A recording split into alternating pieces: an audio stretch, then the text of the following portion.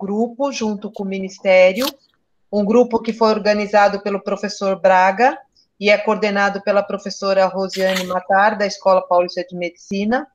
É um grupo que elaborou o manual de orientações para gestantes e puérperas nesse momento do Covid, e é um grupo também que tem já, eu já até perdi a noção, mas acho que é mais de um mês, que a gente tem, acho que é mais ou menos isso. Mais isso, que a gente tem feito encontros diários pela manhã e à tarde para a gente tentar discutir alguns casos relacionados com Covid e gestantes e Covid e puerpério.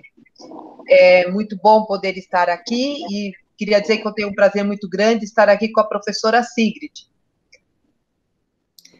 Para mim também é um prazer. Primeiro, agradecer a presença de todos vocês. É um prazer estar com a Cristina mais uma vez aqui.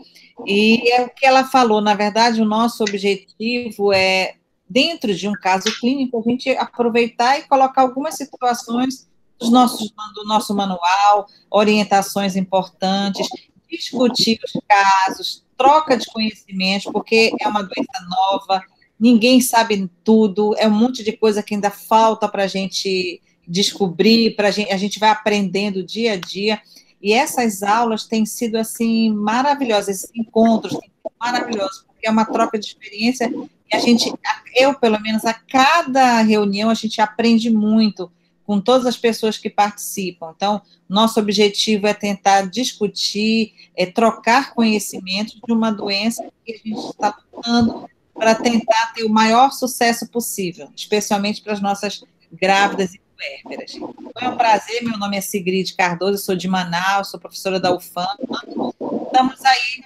para a gente começar novamente as nossas discussões. Hoje, quem vai nos brindar aqui, quero, então, agradecer muito pela participação, né, pela disponibilidade, por vocês apresentarem os casos, é a professora Anne Caroline Magalhães, que é de Cuiabá, tá certo? Então, eu gostaria que você se apresentasse e eu vou começar a compartilhar a apresentação, tá? Ótimo, doutora. Muito obrigada. Bom dia, pessoal. É um prazer estar aqui. Meu nome é Anne Caroline Magalhães. Eu sou docente da Universidade Federal de Mato Grosso e sou plantonista do Hospital e Maternidade Santa Helena. E hoje eu estou aqui representando, né, a Maternidade Santa Helena. Só para localizar, a Maternidade Santa Helena, ela é uma das maiores maternidades de Cuiabá, tem de 800 a 1.200 partos mês, né? Ela não é pactualizada como uma referência para o atendimento de paciente COVID, porém, como, né, nós chegamos, que foi a realidade do Brasil todo, de uma época do número muito grande de pacientes com COVID, a gente acaba atendendo e a gente direciona ao hospital universitário os casos mais graves. Mas aquelas pacientes, por exemplo, a época que foi março, abril, que foi uma época que colapsou o sistema, a gente acabou internando muita paciente, inclusive em UTI, e aí hoje eu vou trazer um caso clínico da maternidade Santa Helena. Muito obrigada aí o pessoal pela ajuda, né? Tive uma intercorrência com o Wi-Fi aqui, então muito obrigada. Pode passar, doutora.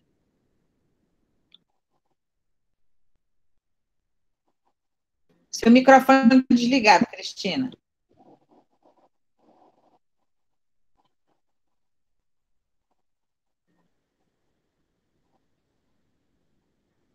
Está aparecendo para a gente, doutora. Agora fechou. Isso.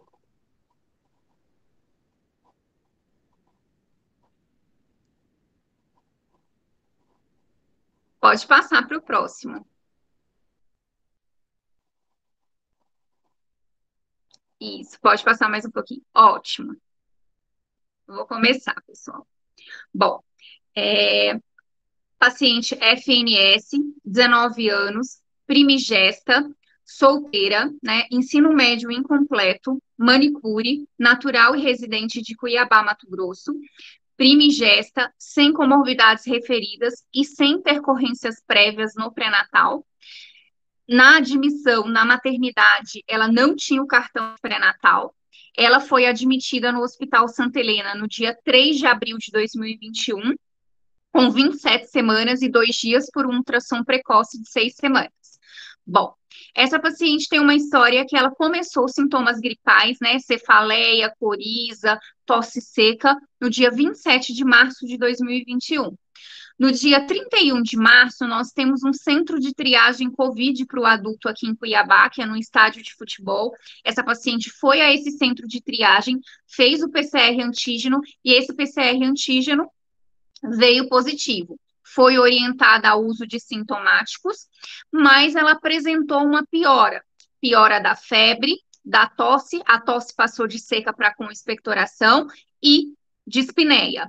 Ela voltou, né? Ela foi atendida no hospital no dia 3/4, no Santa Helena, à noite, com essas queixas, e ela foi internada na unidade. Como que essa paciente estava? Ela já tinha 8 dias de sintomas, com piora nos últimos 3 dias, e a queixa principal dela, tosse produtiva, febre persistente e desconforto respiratório. O que a gente tem de coleta de antecedente obstétrico e familiar? Era uma paciente primigesta, negou comorbidade. Um dado importante é que o pai estava internado em UTI Covid e tinha mais 3 contactantes na mesma casa positivos também na mesma semana.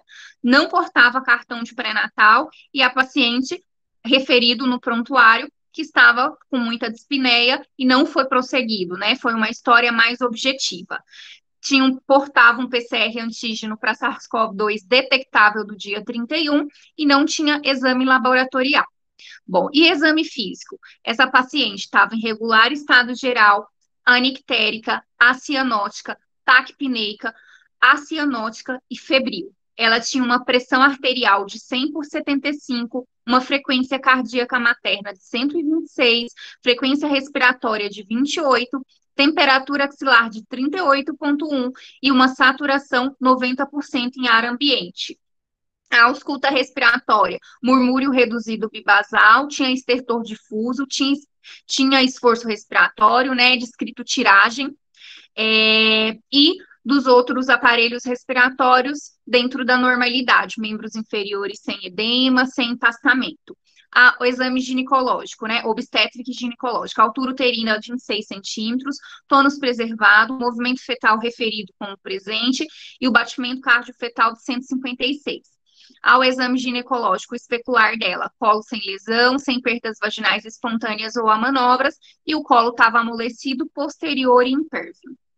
Ela não tinha avaliação de vitalidade fetal prévia, ela tinha ido só no centro de triagem, né? Não tinha ultrassom recente quando ela chegou para a gente, ela só tinha um ultrassom morfológico lá com 22 semanas, não tinha nenhuma outra avaliação nesse período. A paciente foi monitorada, foi realizado suporte de oxigênio e estabilizada. Foi solicitado vaga de UTI adulto e neonatal. Nessa fase, foi uma fase que a gente teve um colapso do sistema, foi tentado transferência para o Hospital Universitário Júlio Miller, né, que é a referência em pacientes graves com Covid, mas não tinha. Na nossa UTI do nosso serviço, nessa data, também não tinha vaga para paciente, a paciente foi encaminhada para a enfermaria e regulada pela central. A paciente foi colocada em suporte de oxigênio e a indicação, né, de encaminhar para a UTI era para a questão, nesse momento, do suporte, que como a gente é um hospital, né, basicamente de baixo risco, a paciente não tem semi-intensiva, a paciente ficar numa enfermaria, foi mais por cuidados nesse momento. Porque com o catéter, a 5 litros, a paciente, nesse primeiro momento, ficou saturando entre 95% e 97%. Tá? Bom, e aí foram solicitados os testes rápidos, HIV e VDRL, hemograma, PCR, uma gasometria, LDH, eletrólitos e dedímero. Bom, quais são os exames da admissão? Essa paciente tinha uma hemoglobina de 10, tinha leuco de 11.300, com neutrófilos de 81%, já com 4% de bastão, plaqueta 398.000, função renal preservada, com a create de 0,67, TGO 48 e uma TGP levemente tocada de 75. Eletrólitos normal, LDH de 304, tinha uma proteína C reativa já de 74. E um dedímero da admissão não tinha, ela tem posterior. Não tinha saído, que demora um pouquinho. Na gasometria, a paciente tinha um pH de 7,44, com uma PO2 de 66, essa foi a gaso de entrada, né, ela estava sem catéter na hora da coleta, um bicarbonato de 17 e uma saturação de 93 na hora da coleta. A TC de tórax, que conseguiram realizar no outro dia pela manhã, tem múltiplas opacidades em vidro fosco, associada a espessamento de septos interlobulares e finos, além de focos esparsos de consolidação, né, com uma distribuição bilateral, com predomínio periférico e maior acometimento de lobo inferior, com achado sugestivo de pneumonia viral, com uma extensão aproximada de 50%. Foi iniciado ceftriaxona 2 gramas dia, azitromicina 500 dia, foi proposto a corticoterapia, né, com Dexa 6 miligramas, mas lá no prontuário está descrito que foi feito a dose de maturação pulmonar, né, os 2 primeiros dias foi feito 6 de 12 em 12, e no terceiro passou para uma vez só, e iniciada a anticoagulação com enoxa 40 miligramas. E aí entrou com catéter, no dia 4 ela já estava com máscara não reinalante 10 litros por minuto, para tentar conseguir manter uma saturação. Exames. No dia 5/4, que foi feito um ultrassom, né, e aí só para, né, isso provavelmente vai ser perguntado depois, a gente lá não tem um serviço de medicina fetal como em hospital universitário, né, então os ultrassons, eles são solicitados, eles são feitos, né, em horário comercial, então à noite a gente consegue, se tiver um plantonista que é ultrassonografista, o coordenador é fetal, então muitas vezes a gente faz ultrassom ou pede de urgência. Conseguiu fazer no dia 5 de abril, ultrassom, feto único, cefálico, peso 1.130 gramas, ILA de 7,6, placenta posterior grau 2, Doppler normal, de artéria umbilical e de artéria cerebral média. Bom, essa paciente apresentou uma piora, né, do desconforto respiratório, começou a manter uma saturação de 90%, mesmo com máscara de 15 litros por minuto, não estava conseguindo fazer VNI na enfermaria. Nesse dia, vagou uma vaga na UTI do serviço e ela foi transferida para a UTI do serviço com máscara 15 litros por minuto e começaram a fazer ventilação não invasiva. Ela evoluiu com persistência da febre, piora dos parâmetros respiratórios, gasometria já atendendo mais acidose, né, um pH de 7,3, uma PO2 de 86%, uma PCO2 de 42, um bicarbonato de 20, com a saturação de 91, mesmo com máscara 15 litros por minuto. No dia 7, devido a essa piora progressiva, né, e não estava mantendo a saturação, essa paciente foi entubada, né, a sedação com fentanil, 15 ml hora, e midazolam, 10 ml hora, e foi realizado a troca do antibiótico para tazocin, porque a paciente persistia realizando picos febris. Bom, qual foi a evolução na UTI? Essa paciente, ela entubada, com parâmetros ventilatórios altos, uma PIP de 15, com uma FO2 de 100%, mantendo uma pressão assistólica ali variando entre 97 e 125, uma diastólica entre 54 e 94, né? Quando ela foi entubada, ela ficou com droga vasoativa, noradrenalina de baixa vazão no primeiro dia, uma frequência cardíaca de 77 a 128, uma respiratória de 20 a 23 e mantendo-se febril, uma temperatura entre 37 e 36, 37,6 a 39,4. Ela tinha uma diurese de 2.400 ml em 24 horas, com balanço de 965 ml por 24 horas. Ela estava sedada, K6, com midazolam, fentanil e com rocurônio. Bom, dos exames, e aí eu vou passar o que tem importância, né, na nossa discussão ao longo da investigação.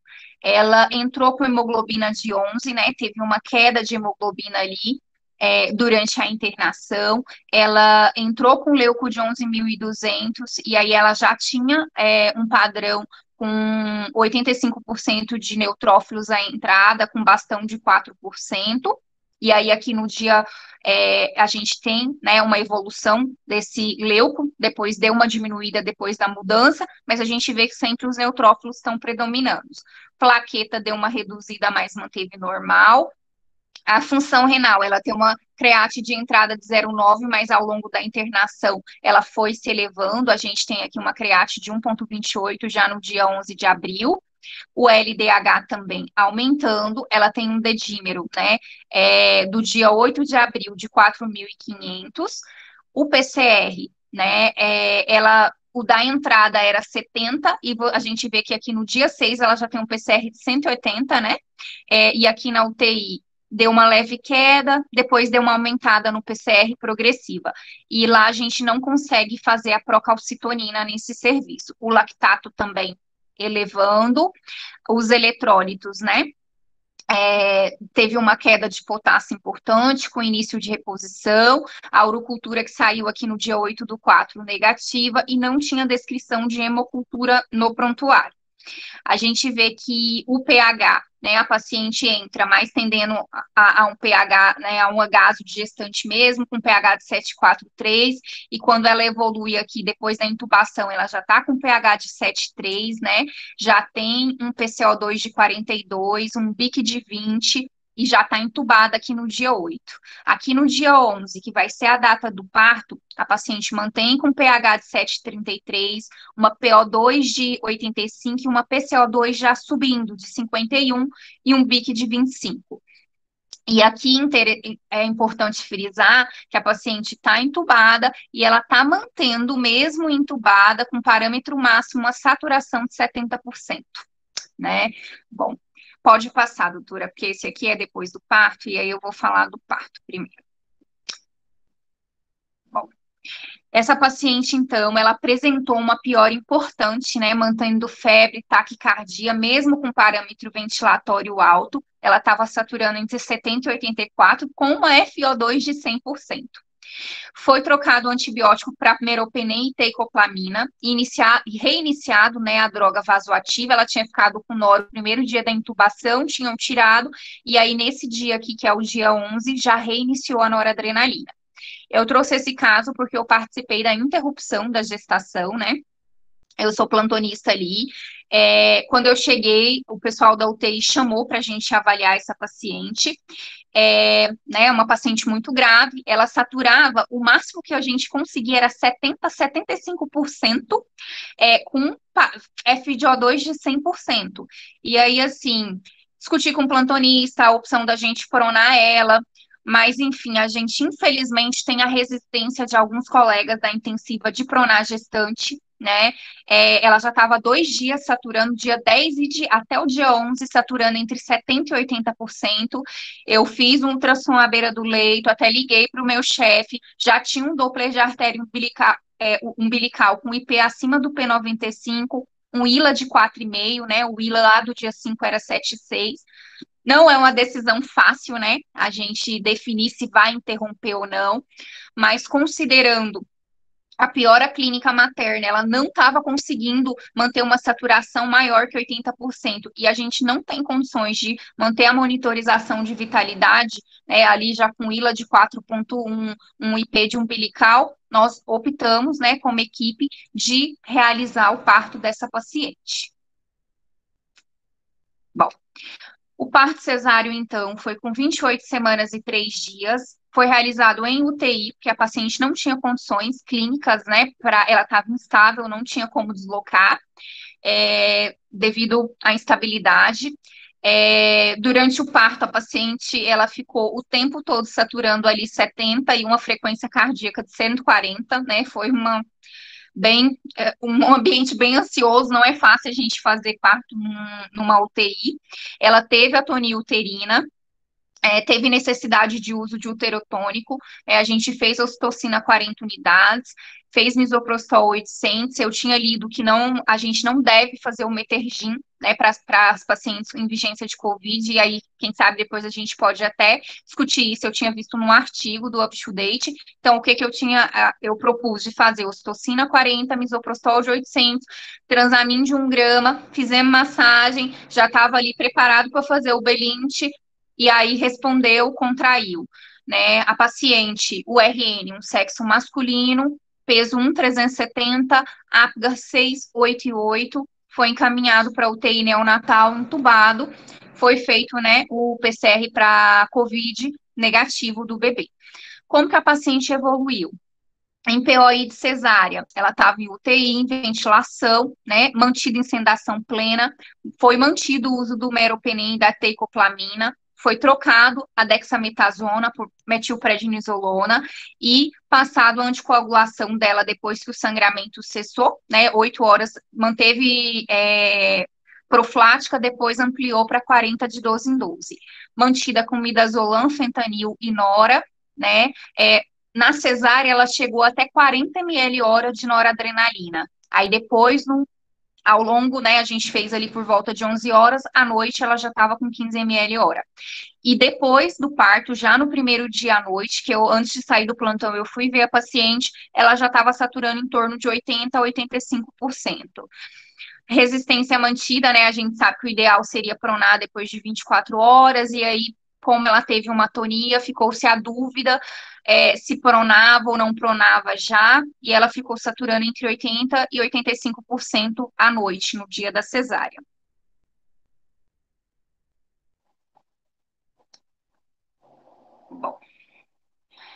Bom, em POI, essa paciente manteve elevados parâmetros ventilatórios, né, e o uso da droga vasoativa. À noite ela estava com 15 ml hora, mas aí no dia 12 já passaram para 40 ml hora.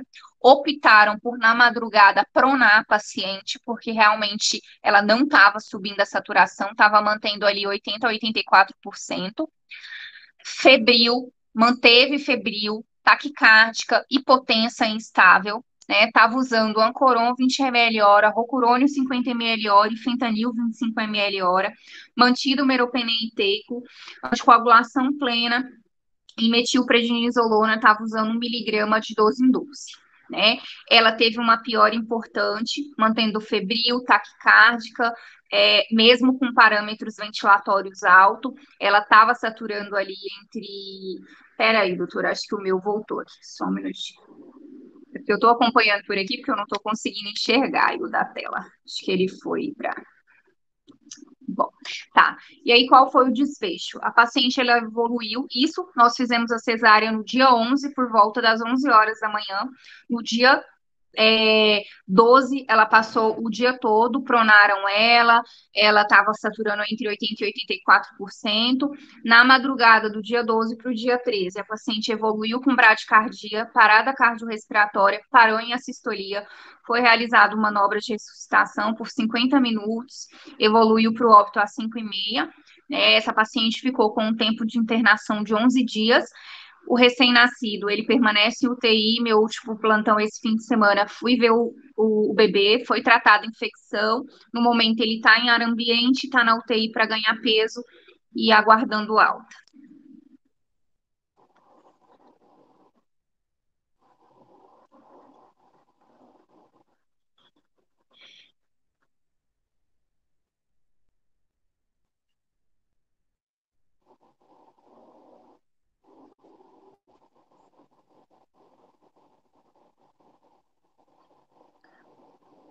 A gente não está te escutando, doutora Sigrid e doutora Cristina.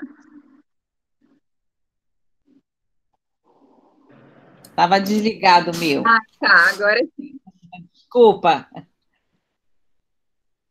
Bem, então, assim, uma coisa que eu acho que é bem importante, primeiro, parabéns pelo caso, pela escolha do caso, a agilidade de vocês de mandarem cedo para a gente o caso clínico de vocês, parabéns e obrigado mesmo por isso. Mas, assim, não sei, Cristina, mas eu queria fazer alguma observação, assim, que me chamou a atenção. Primeiro, assim, é uma paciente de 19 anos, sem intercorrências, sem intercorrências, sem comorbidades, e acabou, infelizmente, indo a óbito, né? Isso é uma coisa que eu acho bem interessante, porque para chamar a atenção da importância da vacina para as pacientes sem comorbidades, né? A gente sabe que problema agora, só a vacina foi liberada nesse momento para pacientes com comorbidades, e a gente está vendo aí uma paciente jovem, uma paciente sem comorbidade nenhuma, primigesta, e que teve esse final, infelizmente, né? Tem algum chiado aí, eu não sei se vocês estão ouvindo. Eu vou pedir, por favor, para desligarem o microfone, quem não estiver falando, porque está muito ruim o som, Sigrid, não dá para ouvir. Eu achei isso que eu estou falando. Então, assim, voltando, para a gente avaliar e pensar bem que realmente uma das soluções importantes para as nossas grávidas realmente é a vacinação, né? Independente de comorbidades ou sem comorbidades, né? Então, esse eu acho que é um fator importante que me chamou a atenção da situação dessa paciente grávida. Assim, até título de curiosidade, aqui no nosso estado, a partir de ontem, através de uma ação civil pública, vai ser obrigatório que todas as grávidas, independente de com comorbidades ou sem comorbidade, façam uso da vacinação, seja a Coronavac ou a Pfizer, que são as disponíveis aqui, enquanto a AstraZeneca estiver suspensa. Então, isso é uma coisa que me chamou a atenção, né, que para a gente avaliar e ver que realmente tem várias pacientes que estão tendo, assim, sem comorbidade, estão tendo essas complicações. Então, acho que isso é um fator importante que deve ser levado em consideração. Uma outra coisa também, Cristina, a partir do momento que você quiser também falar, você vai falando. Não sei se você tem alguma observação em cima disso para falar. Uma outra coisa que é interessante que a gente veja é uma paciente que ela chegou com o início de sintomas, ela começou com 23 de março, né? Ela foi admitida no dia 3, ou seja, 8º dia de doença, e a gente relembrando lá as fases da doença, a gente começa a observar o quê? A paciente, nós temos uma fase inicial da infecção, que é a infecção inicial, a replicação viral, que acontece até mais ou menos o 7º dia.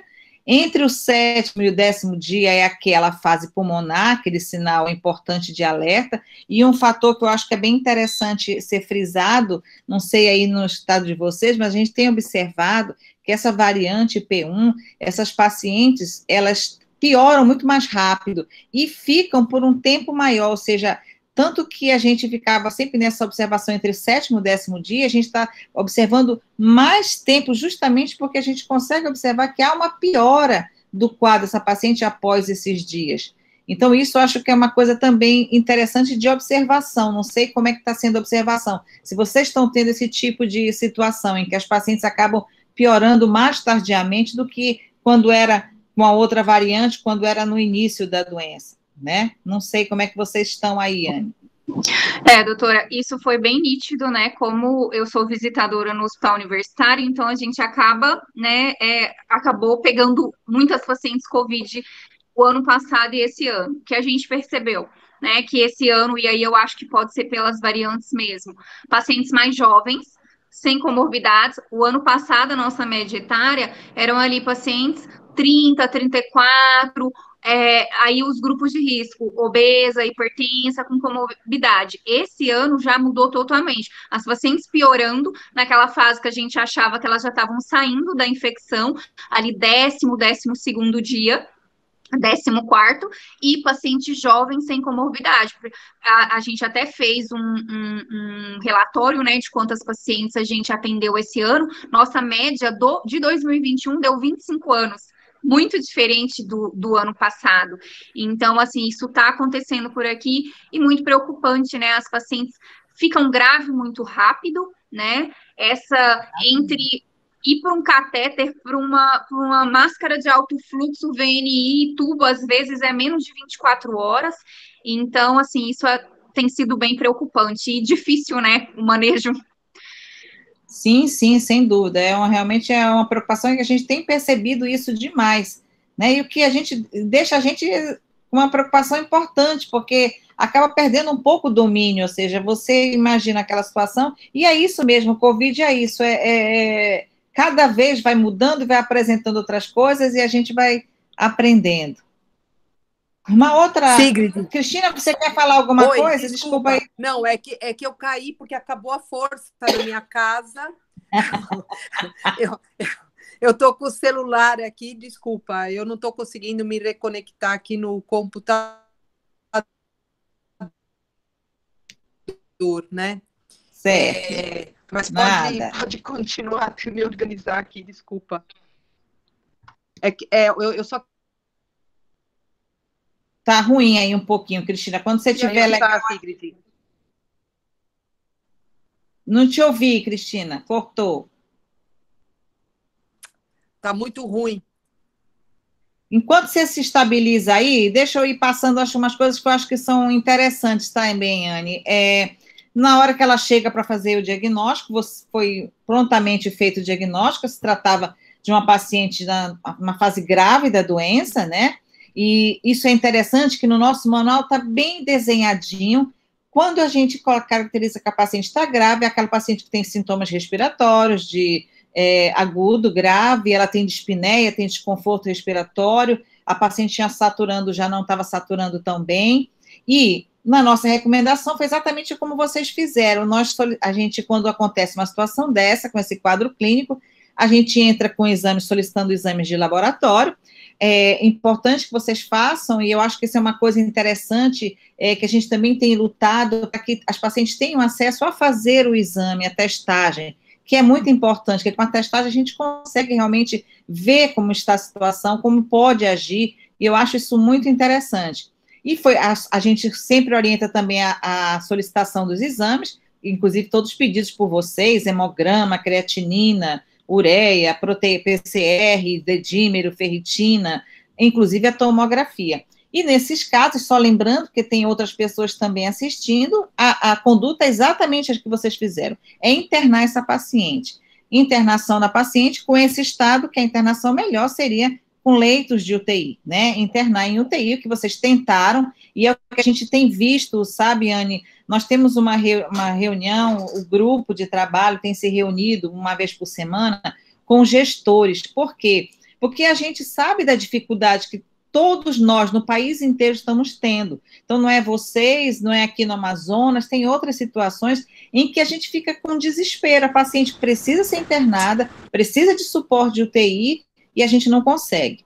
Então, isso tem sido interessante, nós estamos levando aos gestores, porque às vezes há uma participação muito pequena dos gestores, das pessoas nos locais, pelo horário, por uma série de fatores. Então, a gente tem proposto isso para levar as dificuldades, inclusive, de todas as nossas reuniões, do que nós estamos percebendo. E eu não sei como é que funciona aí com relação à tua UTI, mas, assim, a maioria dos estados tem dificuldade de referência, de ter que referenciar, de ter que entrar no sistema, e quando que a gente entende que o mais interessante era que já tivesse um caminho aberto, ou seja, tem uma paciente que está precisando de UTI, uma grávida, essa paciente imediatamente seja transferida e não fique nessa situação, porque a grávida acaba se alterando muito rapidamente, então acaba complicando muito rapidamente. E eu não sei como é que está aí a situação, se foi momentâneo isso, ou vocês realmente têm sempre essa dificuldade com relação à UTI. Eu acho que é uma coisa interessante, né, Anne, a gente saber. Então, doutora, assim, UTI, nós temos uma referência para gestante COVID, que é a UTI do Hospital Universitário Júlio Miller. Só que, assim, por exemplo, nessa fase, ela estava lotada. Nós ficamos lá 2 meses com 8 leitos só com gestante. Deu uma melhorada, infelizmente essa semana estamos lotados também. E nós atendemos todo o interior, então acaba que assim, complica. E aí, quando chega essa fase que lota lá, a UTI é a UTI de todos os locais. E são, por exemplo, o Hospital Júlio Miller, né? A gente já progrediu, a gente faz discussão multidisciplinar, a gente já evoluiu em protocolo, a gente tem uma boa receptividade da equipe da intensiva, de você ir lá discutir, sugerir, né? O manual aí veio como muito bom, né? Em auxiliar a gente a propor essas discussões de vocês, tem sido fantástica, porque a gente vê a experiência do pessoal que está fazendo intensiva, que está participando das reuniões, né? Teve uma reunião do Rio fantástica, que uma série de coisas que, inclusive, cheguei lá, conversei, o pessoal foi super receptivo. Então, tudo isso tem sido, mas não é a realidade de todas as UTIs. E aí, quando tem gestante lá com Covid, é muito complicado, né? E acaba assim, que até essa postura de ser obstetra com paciente grave, muitos colegas também não querem, né? Porque é difícil você chegar lá e você ter que tomar uma conduta e às vezes deixa para o intensivista, né? Que não vai tomar aquela decisão, que não tem essa percepção do quanto essa gestante ela pode evoluir mal e que ela precisa, por exemplo, a gente que tem que chegar lá e falar, eu preciso manter uma saturação maior que 95 para uma gestante porque tem um bebê, eu preciso de uma PCO2 menor que 40 a 45 porque ela é gestante, tem que fazer troca.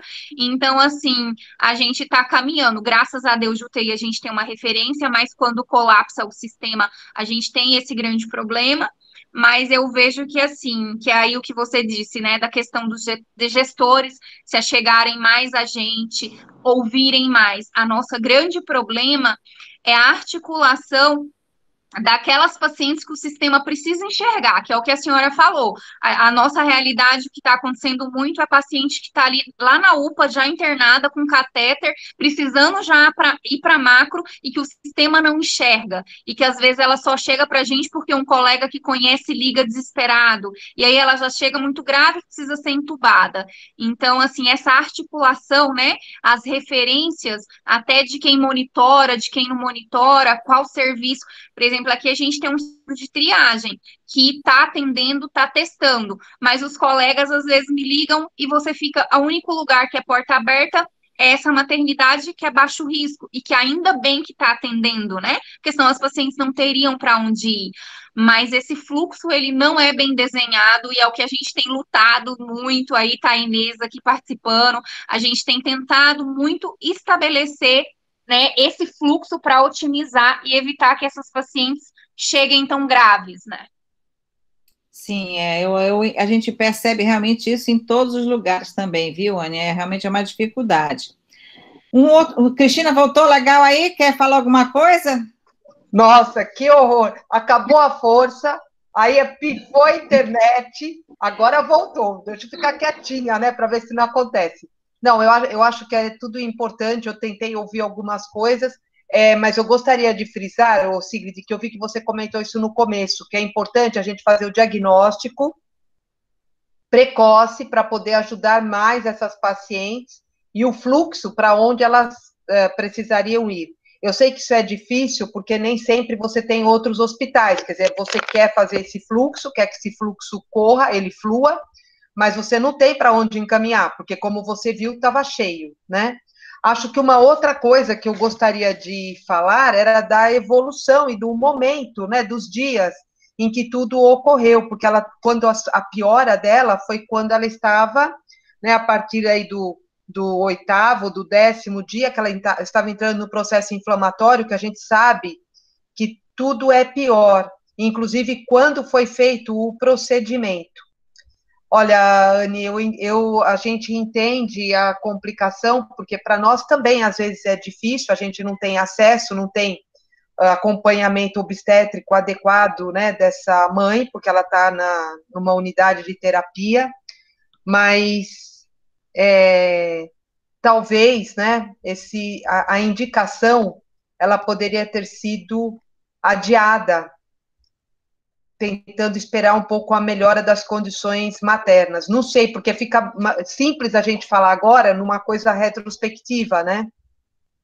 Eu precisaria estar vivendo um momento. Então, Sim, doutora, foi muito difícil, e é uma responsabilidade que a gente joga para as nossas costas, né? Porque, assim, quando eu cheguei, paciente saturando em torno de 70% a 80% 2 dias.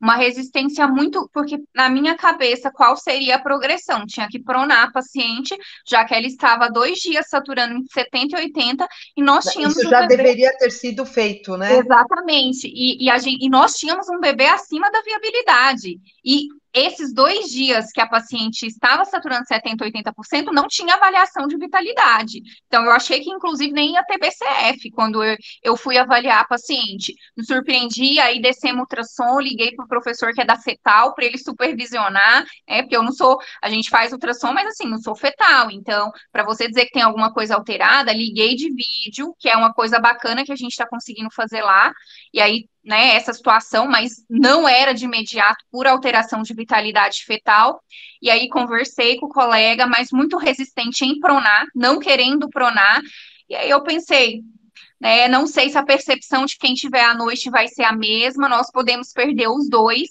né, a gente tem uma dificuldade, por exemplo, vai entubar, monitorar, é um local, como eu disse para vocês, o fluxo, em média, é de 10 a 20 partos por dia. Então, a gente tem 2 cardiotoco que fica o tempo todo funcionando, que você não pode descer para UTI, né?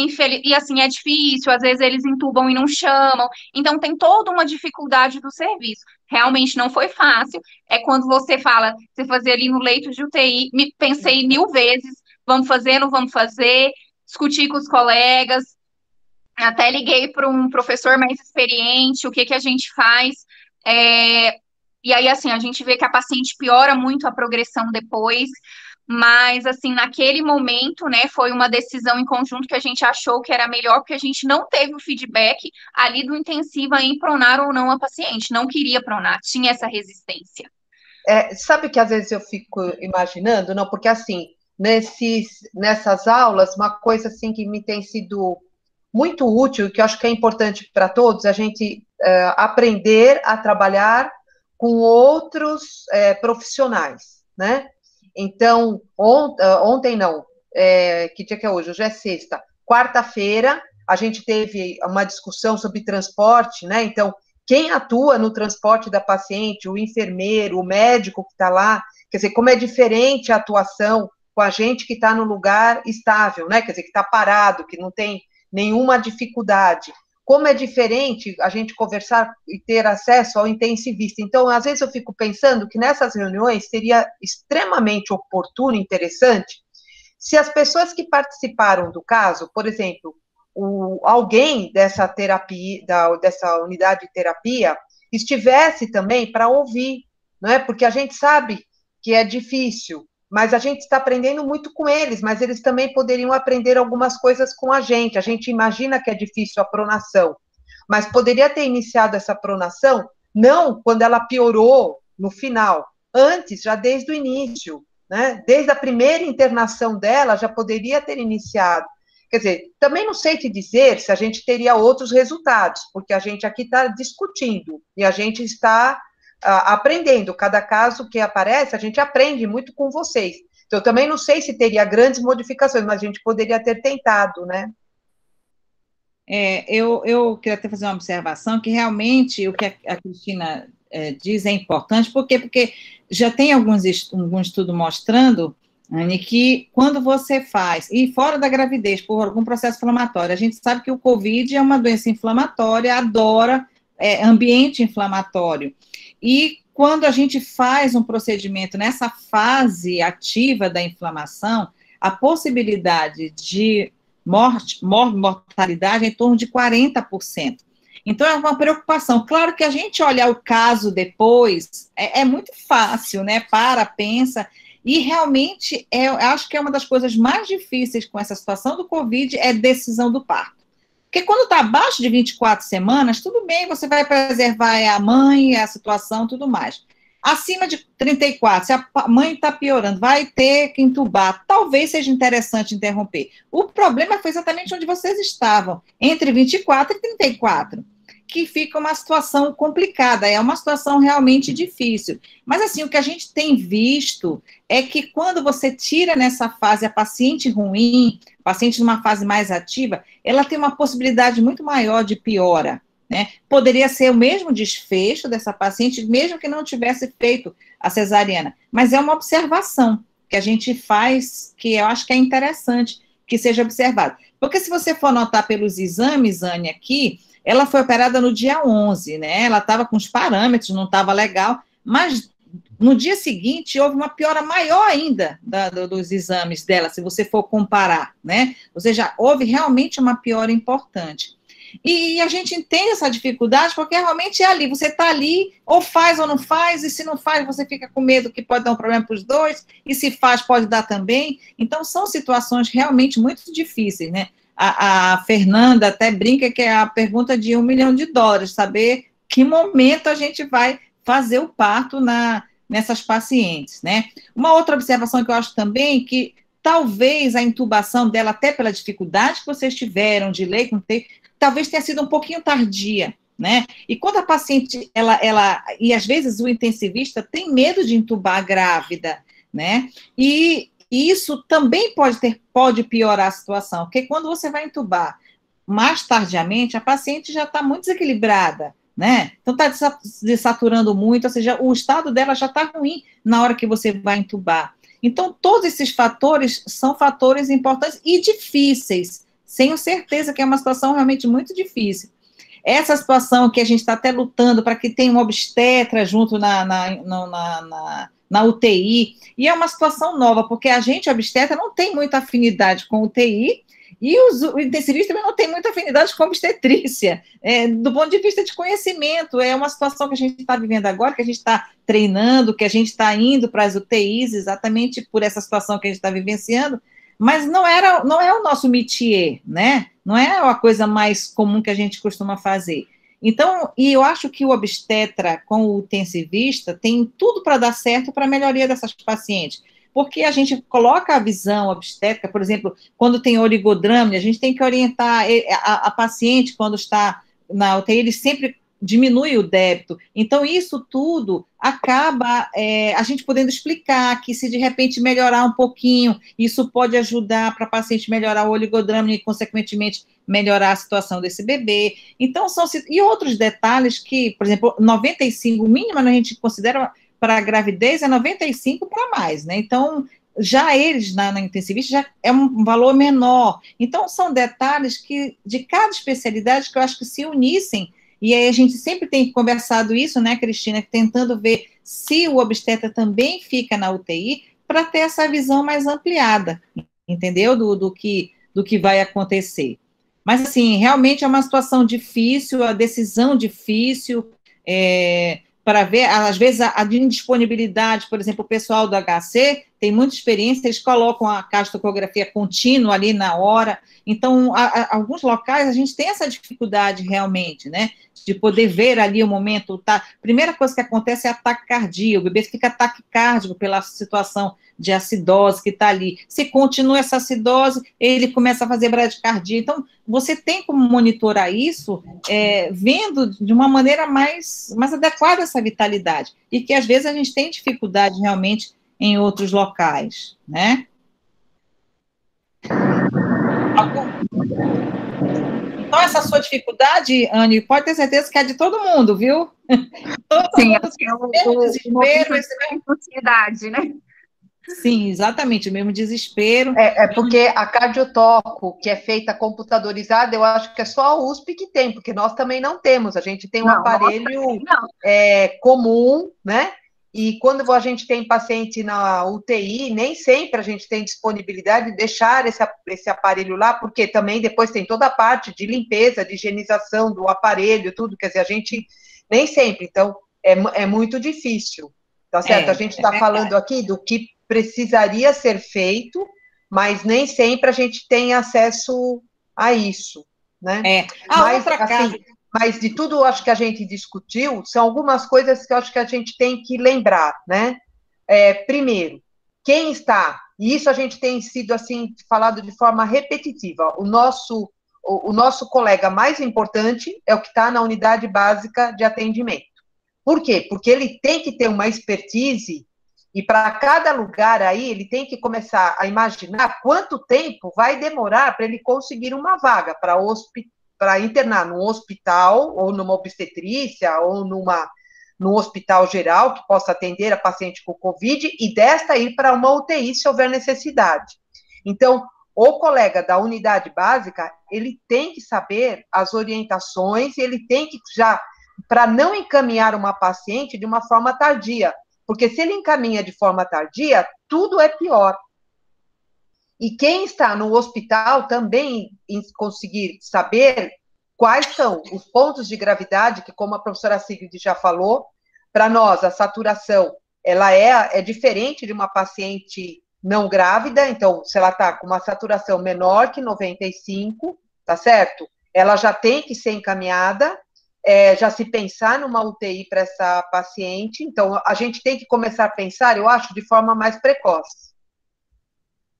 E acho que a gente tem que lembrar desse período, no período inflamatório. Então, a paciente ela, da multiplicação viral, depois do comprometimento pulmonar, e a partir do 10º dia que ela tem o período inflamatório, evitar, na medida do possível, intervir cirurgicamente nesse período, porque a gente sabe que a resposta dela vai ser pior. Acho que são algumas lembranças que eu acho que a gente não pode esquecer. Você tocou em pontos principais, doutora Cristina, e assim, pelo menos, minha humilde opinião, né? Estou começando a vida, né, de docência agora, mas gosto muito de estudar, sou muito. E assim, a gente tem visto que, além, né, de toda a gestão de tudo, eu acho que essas reuniões de vocês têm sido fantásticas por isso, além da importância, né, da equipe multidisciplinar, mas eu acho que entre nós, obstetras, também. Por quê? O que eu vejo? Eu estou nos dois serviços. A gente vê que o hospital universitário evoluiu muito, né? A gente já tem ali um serviço ali muito alinhado com a intensiva, as condutas, né, chegando, tem uma coisa diferente, a gente já chega ali, conversa, são receptivos, a gente já alinhou e a gente consegue ter condutas melhores, inclusive com taxa de mortalidade despencando, porque a gente viu que a gente evoluiu e melhorou. E quem sabe, eu acho que, né, toda cidade ou todo estado deveriam ter comissões internas ali com obstetra, com intensivista, que já estão mais acostumados, porque a realidade do Covid, eu acho que as pessoas menosprezaram a gestante, né? Acharam que não ia chegar, e aí chegou em todo lugar, chegou no serviço particular também, e então de ter isso, né, para que aquelas pessoas pudessem também se reunir, e assim, ó, estamos com um caso difícil aqui, vamos discutir, a experiência do seu serviço é essa, o que a gente pode melhorar aqui, eu acho que isso é muito importante, porque o Covid não acabou, a gente está vendo aí, não sabemos se é a terceira onda, ou como diz a doutora Rossana, se é a primeira que ainda nem acabou, né? Então, assim, que a gente evolua com isso aí, pensando em diminuição de mortalidade, porque, assim, a situação está bem preocupante e é difícil para todo mundo tomar essa decisão.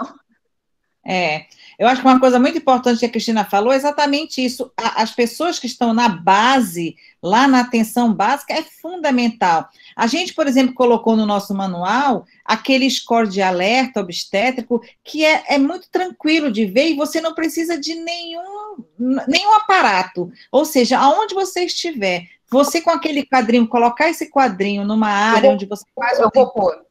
Ótimo, Cristina. Se você coloca assim numa área de atendimento, onde você vai fazer aquele atendimento, lá fica muito claro. Por exemplo, essa paciente, ela tinha a frequência cardíaca de 126, ela já estava no alerta vermelho. Tá passando aí, né, Cristina? Vai passar, a Cristina vai mostrar. Então, essa paciente em especial, isso aí, ela, se você observar, ela tinha a frequência cardíaca de 126, ela já estava no alerta vermelho.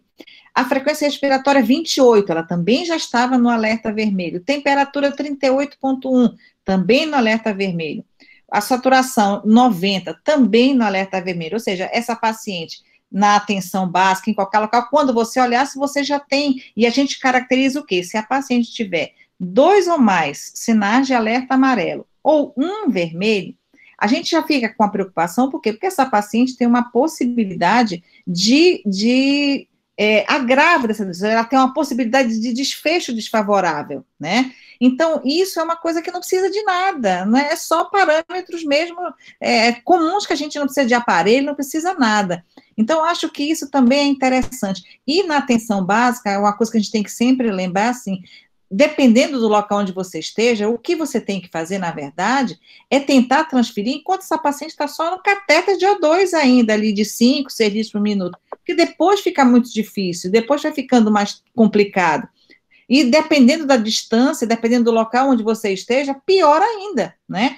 Tem cidades, eu, por exemplo, no meu estado, tem cidades que a gente passa 20 dias de barco e por aí vai. Então, a gente não pode deixar gravar. E eu acho que esse treinamento com as pessoas da assistência básica, fazer treinamento, fazer essas atualizações é muito importante. A divulgação do manual, o manual tem coisas assim muito... E foi feito, né, Cristina, pensando em todo o Brasil, não foi, é só para a região sudeste que tem mais coisas, não, foi feito pensando na população como um todo, no Brasil como um todo. E eu acho que isso é muito interessante, né? Esse treinamento, essa passagem é muito interessante para que a gente consiga realmente diminuir a mortalidade materna. Eu queria falar que o manual, ele é extenso, porque tem muitos tópicos, mas os tópicos as pessoas podem procurar, não precisa ler tudo de uma vez, né? Elas podem ir procurar os tópicos que elas sintam que tem a necessidade. E eu também queria chamar a atenção aqui, né, quando foi falado sobre óbito materno, por que talvez a gente esteja tão direcionado e tão preocupado com a vacinação na gestante? Porque cresceu muito os óbitos de 2020 para cá. Se vocês olharem esse gráfico, ele assusta, ele preocupa muito. É verdade. Eu estava vendo, Cristina, inclusive, que eu vou fazer uma live hoje à tarde, vendo os casos aqui, por exemplo, do Amazonas. Em 2020, nós tivemos óbitos, 27 óbitos. E agora já estamos com um total de 70, ou seja, foram um número importante, né? Nós tínhamos, no 2020, foi 26 óbitos, agora passou para 44, somando, e 44 agora em 2021, somando de janeiro a maio. O total de 2020 foi 26. Então, há uma preocupação importante, e eu penso que a vacina é o caminho. Nós temos que realmente lutar para conseguir a vacinação de todas as grávidas. É o que a gente tem no momento, e eu acho que é uma esperança, sim. A gente subestimou muito no início da pandemia, achando que as grávidas, a grávida é igual, não vai ter problema, porque não tem muito risco, e a gente viu que é exatamente o contrário. A grávida interna mais, a grávida complica mais, ela tem uma necessidade de ventilação maior do que as outras, ou seja, é tudo mais complicado na gravidez. Então, assim... E a grávida não é só o problema da mãe, né? A gente vai ter um problema social seríssimo, que ainda nesse momento nós não estamos avaliando. Porque a gente tem que lembrar que quando a gente perde uma gestante, você está alterando totalmente a família. E a gente tem visto casos de pacientes que já têm 2, 3 filhos, então o número de órfãos vai ser muito grande. E isso não é um problema é um problema social que a gente nem está discutindo agora, mas isso com certeza vai ter repercussões no futuro, né? Fora os desequilíbrios emocionais de uma família como um todo, né, Cristina? Quando você perde... E a gente também não está discutindo todo o lado psicológico, né, dessas alterações. Outra coisa que a gente também está vendo, que o COVID, na grávida, ele traz repercussões, a gente tem tido muita gestante com neurocovid, com complicações e sequelas seríssimas. Quer dizer, quando a gente fala do COVID, a gente está pensando no COVID só do problema do ponto de vista pulmonar, mas ele atinge outros órgãos. E a parte neurológica com déficit, a gente tem visto aqui casos bem sérios, que provavelmente vão ter que ter avaliação, acompanhamento de fisioterapia, neurológico, né? Então, a gente tem um outro tipo de comprometimento que a gente acaba nem discutindo, porque é o posterior, né? É verdade. Mas, Anne, você tem... Desculpa, Cristina, te interrompi, pode falar. Eu ia falar que hoje, por coincidência, é o dia para a gente pensar, né, em mortalidade materna. E a mortalidade materna com o Covid, ela tem nos assustado muito. Quer dizer, na verdade, se antes a nossa incidência de mortalidade materna já era elevada, e com os objetivos do milênio a gente queria passar para uma redução de 50% e a gente não conseguiu, agora com o Covid, a preocupação ela é muito mais séria, né? Então, eu acho que a gente tem que se unir aí numa força grande para a gente tentar reduzir e melhorar o prognóstico das nossas gestantes. E aí eu acho que a gente tem mesmo que torcer e numa voz assim única e bem forte, porque o único caminho que a gente tem é a vacina para essas pacientes. Claro que tem que continuar com afastamento físico, com a higienização, porque isso tem que ser repetitivo. Mas uma outra coisa ativa, eu acho que a única coisa ativa que a gente tem e que a gente precisa ter força para conseguir é a vacinação para as nossas pacientes. A gente tem que dar parabéns aí para o estado da professora Sigrid, que vai vacinar. Parabéns, viu, Sigrid? Que delícia, que maravilha, né? Questão de parabéns, né? Assim, porque aqui a gente tinha conseguido também que o governador, né, assinasse para vacinar todas as gestantes, mas aí veio a orientação do Ministério da Saúde e bloqueou tudo. Então, vocês estão de parabéns por conseguir, mesmo com essa orientação, vacinar todo mundo sem comorbidade. Só um detalhe, o doutor Luiz Menequino, ele é do Comitê de Mortalidade aqui de Mato Grosso, ele tinha levantado eu não sei se ele quer fazer alguma observação. Pode falar. Oi. Bom dia. Parabéns, Anne. Só um minutinho, eu vou pedir, por favor, para os outros desligarem o microfone, porque a gente não está ouvindo. Gevino, por favor, desligue o seu microfone. Obrigada. Desculpa. Bom dia. Meu nome é Luiz Augusto Menequino, sou ginecologista, né, sou da Comissão de Mortalidade Materna do Estado, do município de Cuiabá. Anne, parabéns pela apresentação, um caso realmente difícil de decidir, né? E é realmente...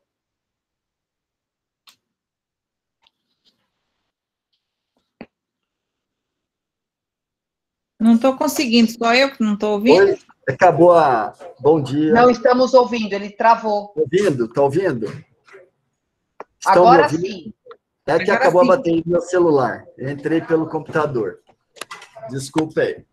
Seguinte, eu sou da Comissão de Mortalidade Materna. Hoje, realmente, foi um dia bem escolhido, Anne, porque hoje é o dia de mobilização nacional pela redução da mortalidade materna, dia 28 de maio, né? E eu vou por alguns dados que é extremamente preocupantes no estado do Mato Grosso. Foram 32 óbitos maternos no estado do Mato Grosso em 2021. Desses 32 óbitos, 24 por Covid. Isso é extremamente preocupante. No Rio Grande, no Amazonas, né, que teve um aumento expressivo também dos óbitos maternos, e nada mais justo do que a campanha de vacinação das gestantes. Eu acho que nós, como os obstetras, temos que encampar essa ideologia, né, vacina sim, todos os gestantes. E o que está complicando, eu estou percebendo, uma das coisas que eu gostaria até de fazer uma discussão com vocês, uma discussão que está havendo, tá, que está colocando em dúvida a vacinação, é essa questão da vacina da AstraZeneca, né? Então, esse está um problema, porque quando a gente indica a vacinação para gestante, está muita repercussão daquele problema de óbito materno que ocorreu no Rio de Janeiro. Isso está complicando muito a aceitação da própria gestante para vacinar. Eu não sei se vocês estão enfrentando isso, eu sou da saúde da unidade básica, como foi colocado aqui, e a gente sente uma dificuldade muito grande em relação às gestantes para vacinação, né? Então, eu gostaria de ver, né, o que nós podemos fazer. Eu sei que é só a Coronavac e a Pfizer, mas a maior disponibilidade que nós estamos tendo é justamente da AstraZeneca, no estado do Mato Grosso. Eu não sei se é também de vocês, né? A AstraZeneca agora que é a maior disponibilidade. Então, com isso, nós estamos tendo muita rejeição da própria gestante em relação à vacinação, né? Então, assim, é uma discussão que eu acho que deveria ser feita. A Febrasgo hoje tem uma discussão sobre isso também, né? Justamente sobre a redução da mortalidade materna, dia de mobilização da redução da mortalidade materna. Então, nós estamos realmente extremamente preocupados com essa mortalidade. Só um dado vou colocar para vocês. O ano passado, no estado do Mato Grosso, ocorreram 44 óbitos maternos, o total. A nossa média era uma média de 38 óbitos maternos anuais. O ano passado foi 44. Este ano, em 4 meses, 32 óbitos maternos. É extremamente preocupante. E aí eu tenho que encampar a vacinação. Agora, como fazer com que as pacientes concordem com essa vacinação? É isso que eu gostaria de colocar para vocês, porque a dificuldade que nós estamos tendo a nível de unidade básica está muito grande em relação à gestante tomar vacinas. Obrigado. Bem, gente, assim, quando acontecem essas situações, que foi raríssimo, o que aconteceu com essa paciente no Rio de Janeiro foi uma coisa raríssima, né? E toda vez que acontece isso, realmente causa um pânico na população, nas grávidas, será que toma, será que não toma? Mas, assim, eu acho que é muito importante a gente acampar a campanha dizendo o seguinte, que é a melhor coisa que tem. O que aconteceu com essa paciente foi uma coisa rara, a gente tem que conversar com as pacientes, tentar divulgar isso, e não divulgar o negativo.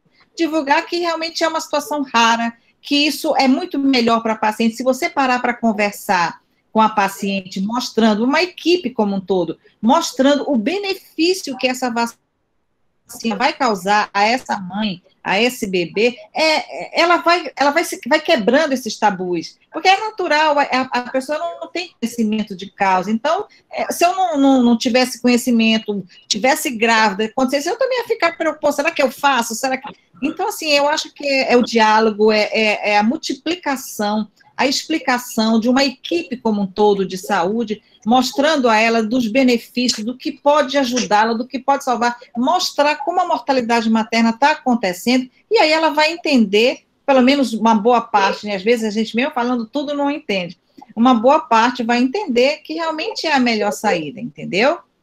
Mas é uma dificuldade, a sua preocupação é bem pertinente, a gente tem essa preocupação também em todos os lugares, que a gente está vendo que realmente está aumentando o índice de mortalidade materna, as pacientes com Covid, e é uma preocupação importantíssima, importantíssima mesmo. Queria ver se tem alguma outra dúvida, alguma coisa, que a gente já está passando do horário. Então, acho que a gente já pode pensar na finalização, por causa do nosso horário, né? Dizer aqui que eu agradeço muito a presença da professora Anne, foi muito pertinente em seu caso, então é um caso para a gente fazer várias reflexões, né? Eu quero agradecer a presença aqui de todos, dizer para todos que vocês têm a disponibilidade de observar e de ler e de ter o contato com o manual. Acho que algumas páginas daquele manual, elas deveriam ser xerocadas e colocadas em lugares bem visíveis, principalmente nas unidades básicas, para que a gente consiga fazer, talvez, uma avaliação mais precoce e encaminhar de uma forma mais precoce esses pacientes. Acho que a gente precisa falar cada vez mais sobre tudo isso que a gente está comentando aqui, inclusive falar mais da vacinação, porque o risco da vacinação é muito, muito, muito, muito, muito menor do que o risco do paciente ter o Covid. Então, a gente precisa comentar para elas desse risco, do que está acontecendo, né? E que isso a mídia, ela não fala. E eu quero, então, agradecer a presença de todos e deixar aqui os meus agradecimentos e pedir para a professora Sigrid também se despedir. Eu quero primeiro agradecer a presença de todos vocês, a paciência. Anne, obrigada pela troca de experiência que nós tivemos, a condução do caso, você foi brilhante na sua exposição, e agradecer o pessoal do Ministério da Saúde, agradecer a Karen pela atenção, todas as vezes aí que ela tem com todos nós, perturbando sempre ela, e dizer para vocês que é um prazer imenso estar aqui, e é muito, muito, muito importante para a gente essa troca de conhecimentos, a gente aprende com frequência, com todas essas reuniões, podem ter certeza disso. Então, obrigado pela presença de todos e até a próxima. Obrigada, doutora. Obrigada, gente. Um bom fim de semana para todos, né? Tchau. Igualmente.